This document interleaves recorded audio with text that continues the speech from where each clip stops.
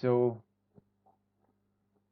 I would like to explore and talk about and discuss about truth, the idea of truth, and what it means in various domains of human life.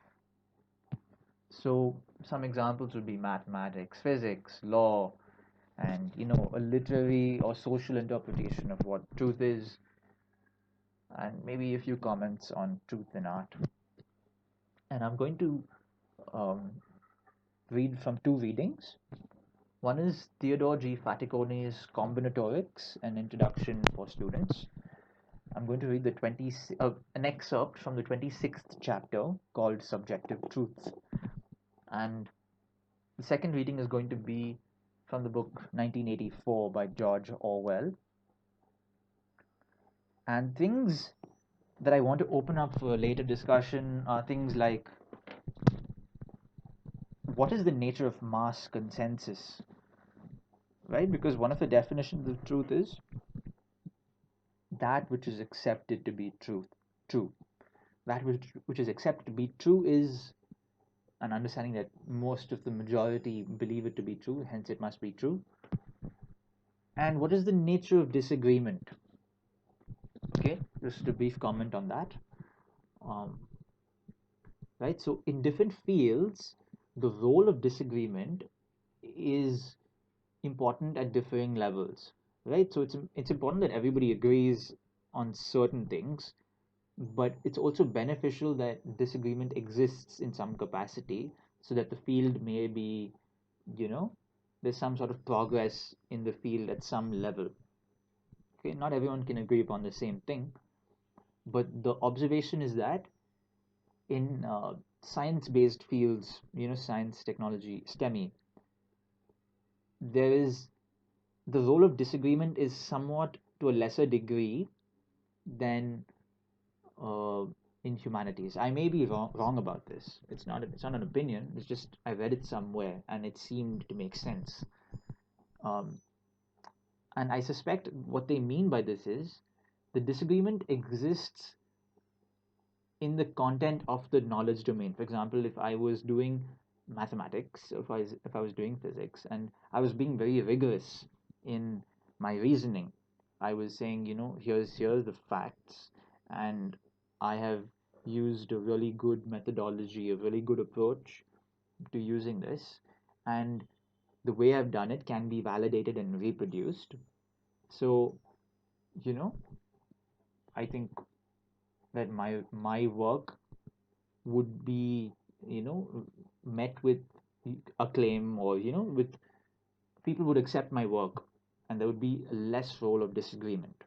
Okay, so the technical aspect, but there can be disagreement with regards to the ethics, but that's not within the field. But I mean, that's debatable.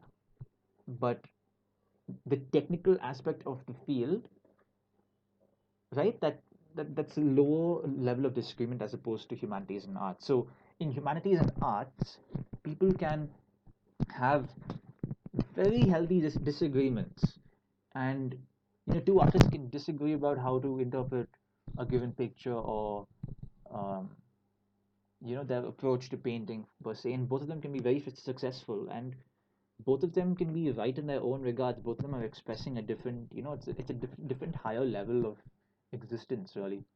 So you can disagree, and it's totally good. It doesn't harm anyone, and it really does push the field into new directions.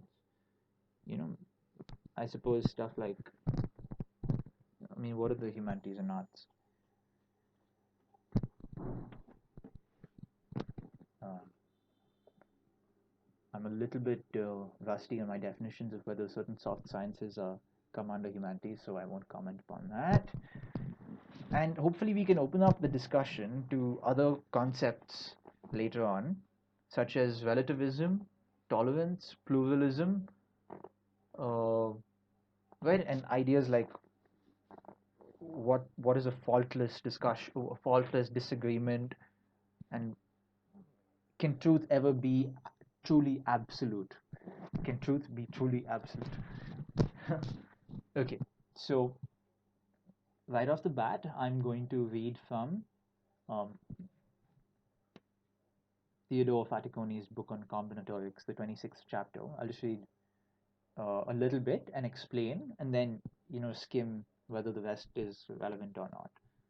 So, so basically, what we're going to do is we're going to extract what truth means in some of these domains and see if it can be, if we can learn something from it, and if we can generalize, and what we can't, what can we not generalize, or can we learn something that we can apply to our daily lives or something like that.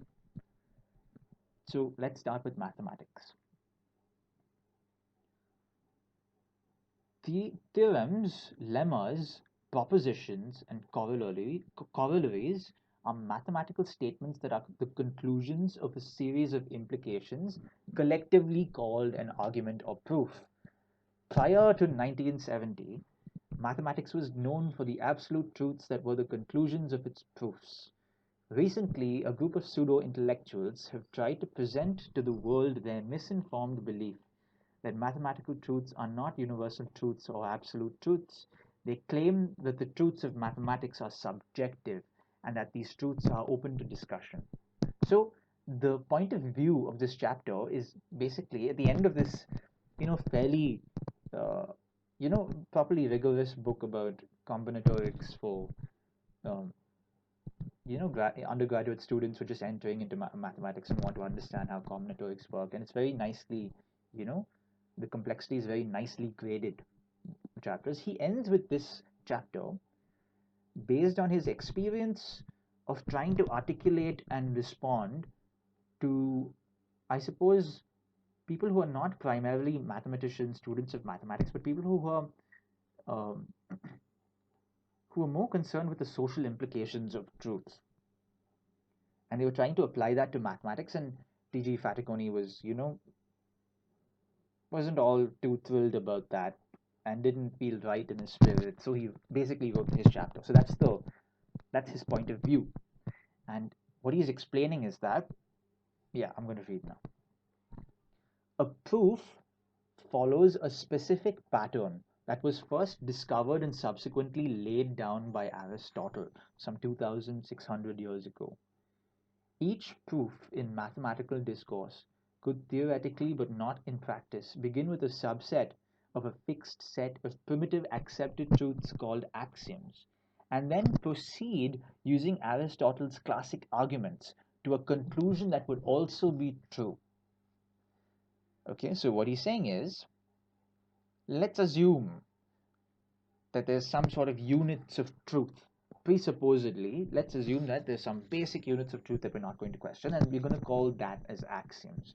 And now we're going to use, good logic, excellent logic, as exemplified by Aristotle's classic arguments, and manipulate various elements of these axioms to arrive at a result.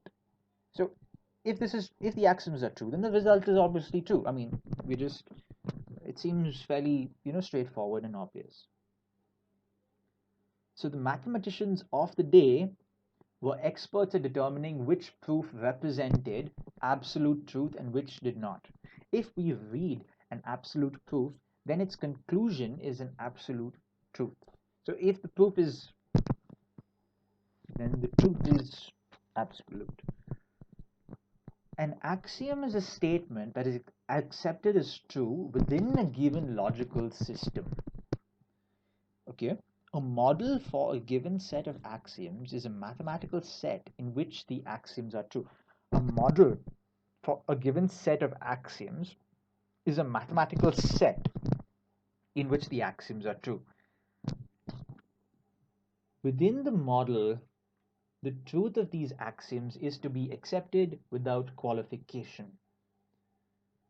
You are free to change an axiom and you could introduce a new axiom, but then the model associated with your axioms must also change. Your new model would be different from the model you were working with just before you changed the axioms. So what he's saying is, suppose you have a group of axioms, right, and you do like whatever manipulation you want and get whatever results you want.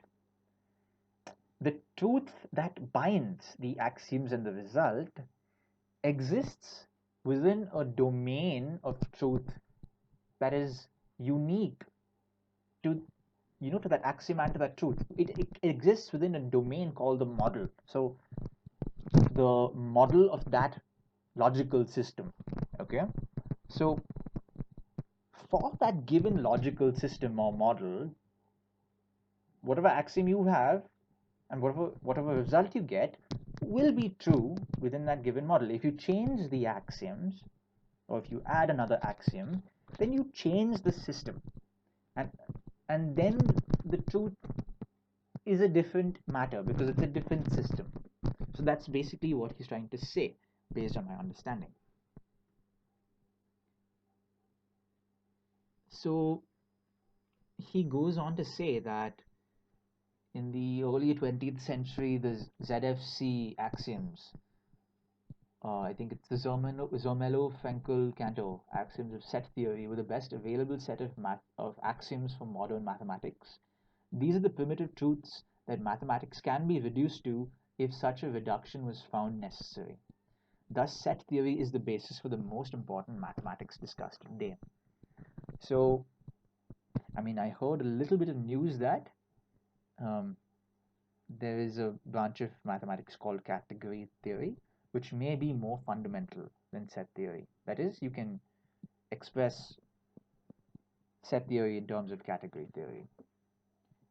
Anyway, so then he goes on to talk about how, you know, you can use Euclid's 5 postulates or axioms, and you can deduce most of plane geometry. And then there's something called the piano postulates, from which most of arithmetic can be deduced. And then you have axioms of algebra, from which most of algebra is deduced. From these axioms, we produce the absolute truth of most of the modern, most of the advanced ideas in mathematics. And then he says, while there are statements in mathematics that cannot be deduced from the ZFC axioms, these statements are so far removed from the undergraduate courses in mathematics that we can ignore them.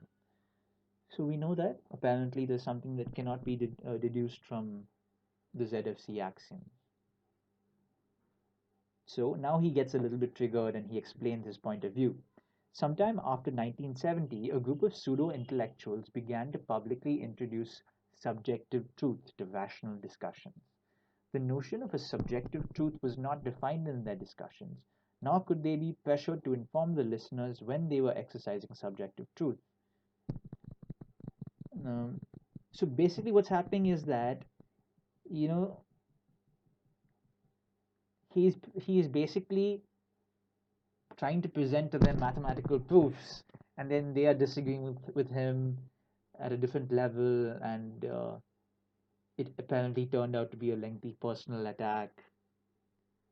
And he was trying to have a logical argument or civil discussion, and the people who were replying to him, he continuously refers to as pseudo intellectuals, probably students, um, probably people who are non-mathematicians or not students of mathematics, and are probably from people who had an appreciation and understanding for the social value of truth. And so there was just that sort of unnecessary tension that. So he says that that their postings were very passionate, but yet not not at the level of collegiate disagreement that he would have expected.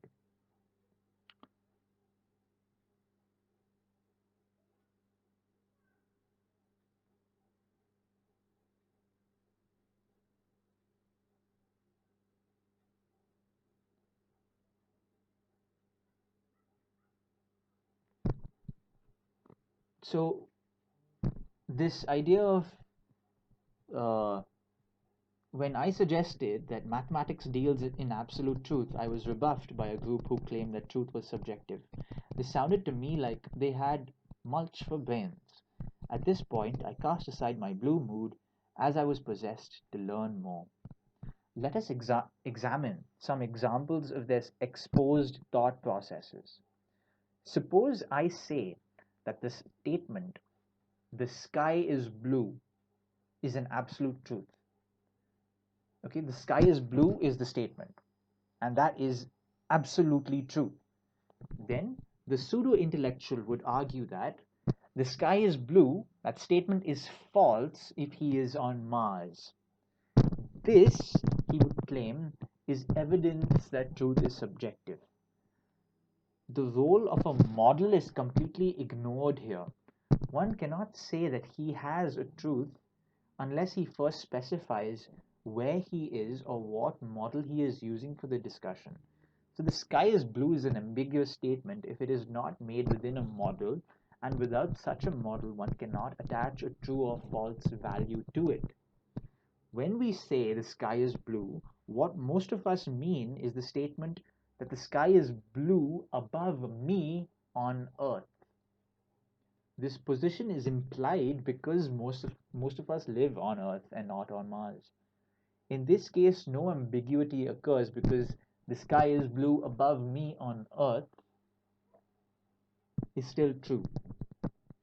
Then this truth seems to be absolute, no matter where we are. As long as we are on Earth, then this truth seems to be absolutely true. Mathematics provides the next example. As was said above, an axiom for a specific model is accepted as absolute truth. The pseudo-intellectuals would respond by saying that the truth of anything is always subject to discussion, completely missing the definition of an axiom. An axiom, they would answer, is just an opinion, and any opinion offered as an alternative axiom is valid. They conclude that an axiom is not an absolute truth.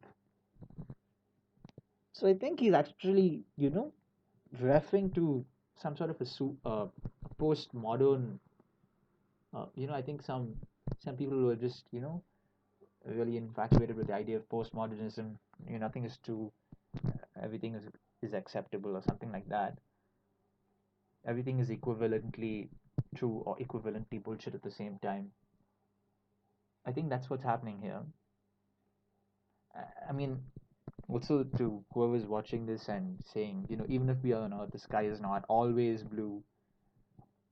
I mean, then you could always put some conditional, you know, when the sun is permeating through the atmosphere. I mean, let's not go too much into detail, but get his point, understand his point that he's just trying to say that it's an implicit understanding that it's contextual.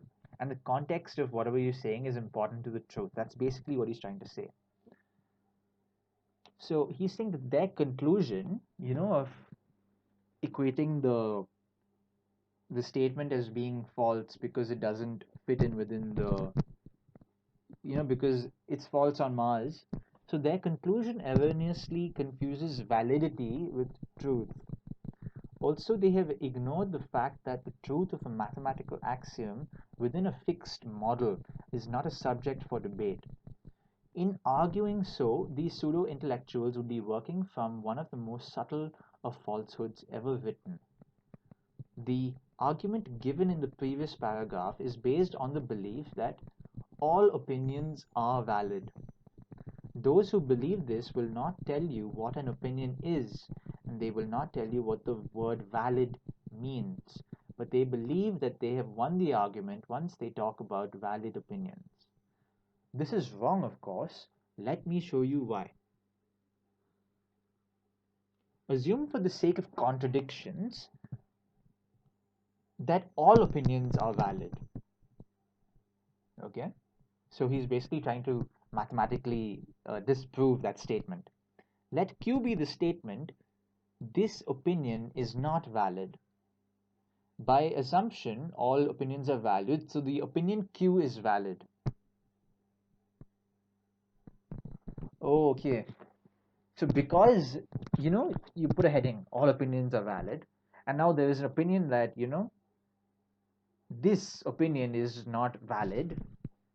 So you have a sort of self-referring statement that is internally self-inconsistent. So because all opinions are valid, so the opinion of Q is valid. On the other hand, the content of Q states that the opinion Q is not valid. We have deduced that Q is valid and its logical negation is not valid is a contradiction.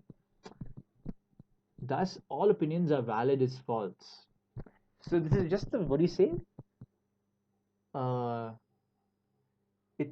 it's based on what he called, on what is known as the liar's paradox, right? When you refer to something and you say, uh, it's I'll go through it a little bit later. When you refer to something as being false and when you say something is true, there's, you're internally, and when you tie them together, the first part of what you're saying is probably false. So he's trying to answer this in a mathematical way. When I posted this argument, I was met by two people who posted responses that were so angry and insulting that their postings could be seen as a declaration that my opinion on valid opinions was not valid. I thanked them for supporting my point of view. No one replied. I mean, we have here some, an inability of people to come out of their ego. I would say that is the fundamental thing, and there's no use of, uh, you know, writing a mathematical proof. No need. Anyways, suppose suppose a mathematician wrote that Euclid's parallel postulate was an absolute truth in plane geometry. This is not anyone's opinion. It is a statement that defines the model in which it is applied. We might, as professionals, change the statement of Euclid's parallel postulate to an equivalent, some other axiom. But in doing so, we have not dismissed the truth of Euclid's parallel postulate.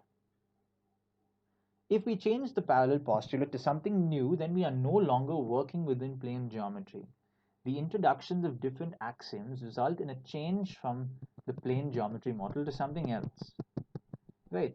The parallel postulate is still true in its model of plane geometry, so no truth in plane geometry has been unseated. Thus, the parallel postulate remains an absolute truth within plane geometry. The new axioms simply apply to a different model. Okay, so he's saying that the pseudo intellectuals who practice subjective truth ignore any and all definitions of axiom, model, and truth because it is convenient to do so. The pseudo intellectuals would argue that he could change from professionally written axioms to statements of another kind and still have a geometry. The chances of such a random change in the axioms resulting. Let me see if I can fast forward this. Model must be sound.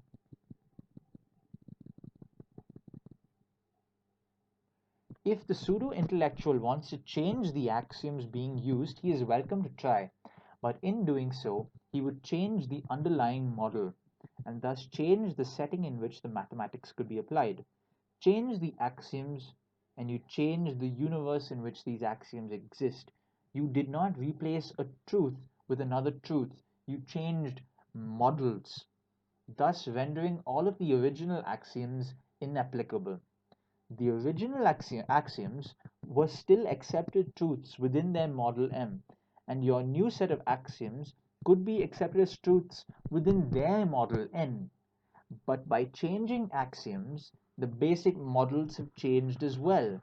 No truth was overturned by changing models, as here's the final, punchline.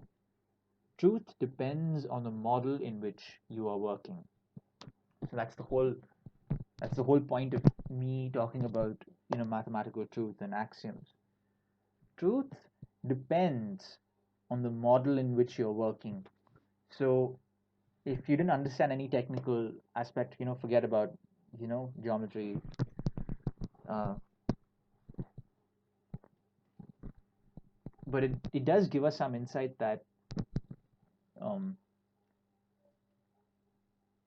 you know, you can't be very dismissive about what is true and what is not true without understanding the context of the, whatever the elements you consist, the elements which you, um, agree are factual, or axiomatic or presupposed truths. Let's assume that this is true, then this also must be true. But then is your process also, rigorous. And okay, let's stick with that basic simplistic you know idea. Now now this is mathematics, right? This is a very idealistic study of imaginary objects that may have some equivalent in reality, but in essence is a position, philosophical position called as mathematical fictionalism, which is that mathematics is basically these um, imagined things, and if physics uh, benefits from mathematics, it's because whatever elements of mathematics is being used has some correlation to the physical world, and not all mathematics can be used as applied math or physics, because it just doesn't have a real world equivalent. Okay, so, but still mathematics is very idealized. You can have axioms and play around with it, but it's still very idealistic, and it is absolute truth, but as long as we sit within the model we are working in. Now we're going to transition to physics, and maybe I'll put that as the next video. That makes more sense. That'll be a short video. Yeah.